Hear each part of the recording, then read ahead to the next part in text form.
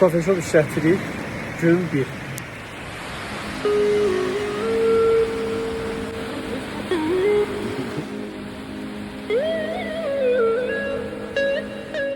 Coffee shop işletirik gün 2.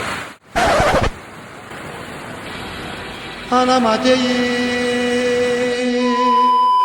Coffee shop işletirik gün 3. Belki göyler bu torpağa sevgisinden söhbet açır. Yağış yağır. Masandır. Yağmur yağıyor. Herkes diyor masandır. Yağmurda herkes kaçıyor lan kardeş. Masa öldürdü kalayım diye. Nasıl öldürdün bakma. Masa öldürdü bak diye. Coffee shop işletirik gün 4. Abi yağış imkan verseydi işlerdim. Görsen eğer yağışar birinci gözüm. İşletirik gün 5. Bugün ben görüşen elesine